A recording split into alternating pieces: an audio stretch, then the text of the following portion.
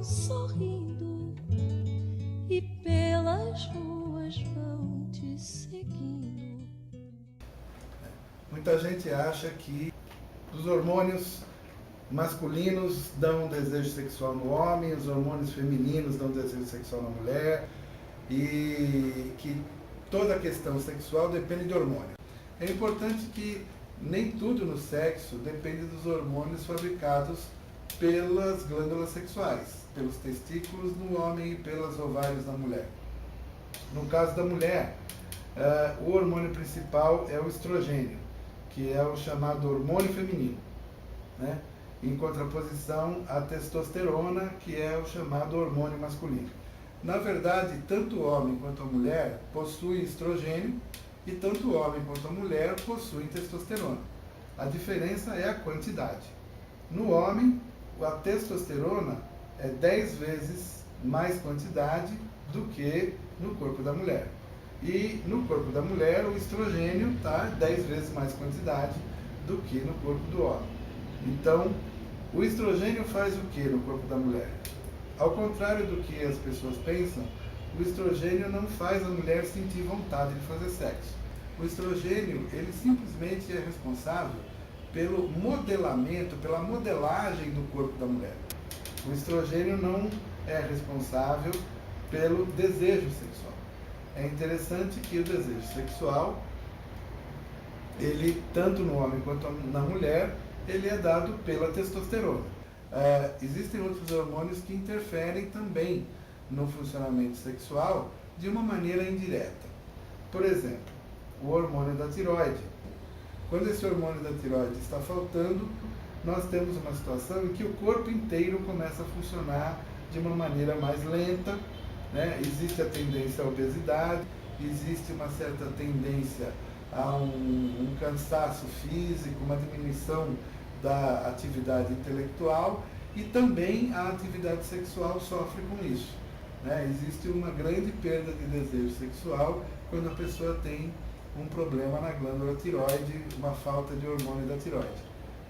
Um outro hormônio que interfere com a sexualidade é a insulina.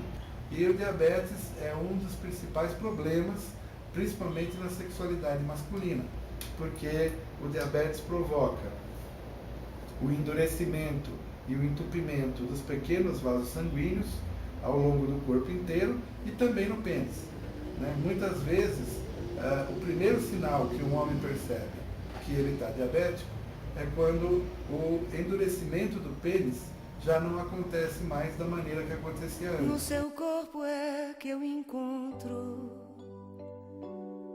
depois do amor, o descanso e essa paz infinita.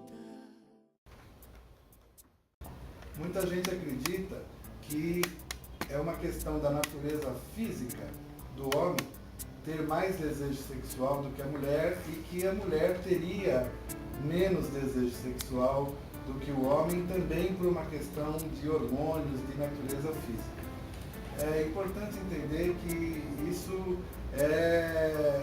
não é totalmente verdade. O desejo sexual, ele é uma manifestação do ser humano que tem 3 componentes, pelo menos. Um componente biológico, quer dizer, um componente físico, corporal, um componente psicológico, emocional e um componente sociocultural. Nesse sentido, na verdade não existe mais desejo no homem e menos desejo na mulher.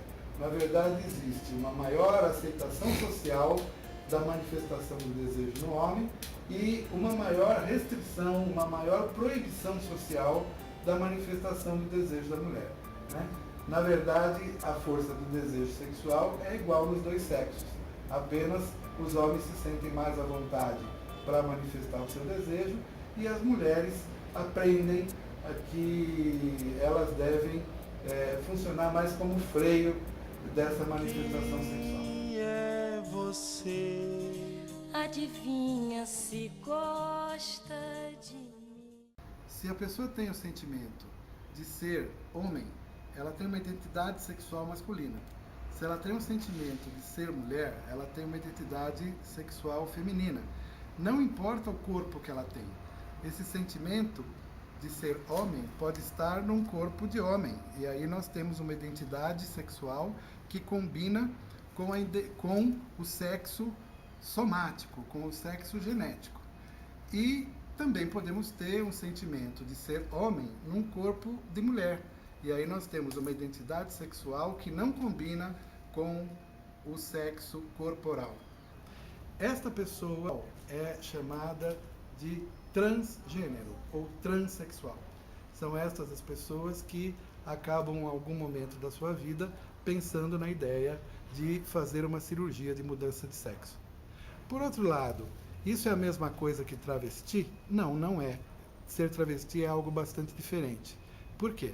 Porque ser travesti significa: eu não tenho dúvida que eu sou homem, mas eu prefiro fazer papel de mulher. E eu não tenho dúvida que eu sou mulher, mas eu prefiro fazer papel de homem. Então, já não estamos falando da identidade sexual, que é aquela questão do transgênero. Estamos falando de uma outra coisa, que é o papel sexual. Ou seja, que papel eu faço no teatro da sociedade. E o homossexual? O que é ser homossexual? Ser homossexual não significa nem ter problema de identidade, nem ter problema de papel. Ser homossexual significa ter um alvo do seu desejo sexual, que é alguém do mesmo sexo. Então nós não estamos mais falando de identidade, nem estamos falando de papel, mas estamos falando de objeto do desejo. O objeto do desejo do homossexual é uma pessoa do mesmo sexo que ele. Isto não é ter problema de identidade, porque o homossexual que nasceu homem sabe que é homem, não duvida disso, e também se veste como homem, e não deseja se vestir como alguém do sexo oposto. Mas apesar dele ser homem e se vestir como homem, o objeto do desejo dele é outro homem. No caso da mulher, a mesma coisa. Ela sabe, da cabeça dela, ela sabe que ela é mulher, ela não duvida que ela é mulher, ela se veste como mulher, mas o objeto do desejo dela é outra mulher. A homossexualidade não é uma preferência. Ninguém toma a decisão de virar homossexual. Isso não existe, né? Essa ideia de que alguém toma a decisão de virar homossexual é uma ideia fantasiosa e não é verdadeira. Na verdade, a homossexualidade se revela. O que quer dizer se revela? A pessoa descobre que é homossexual. Ela não escolhe, ela não deseja, ela descobre que é. Então é importante entender que ninguém tem culpa de ser homossexual, porque culpa é uma coisa que depende da responsabilidade da escolha. Se a gente não escolhe ser homossexual, não existe culpa, porque não existe responsabilidade da escolha, né? Ser homossexual é algo tão genético como ter cabelos loiros, ou ter cabelos pretos, ou ter olhos castanhos, ou ter olhos azuis. É apenas uma característica genética, não é considerado doença. It is nature that's all, simply telling us to fall in love.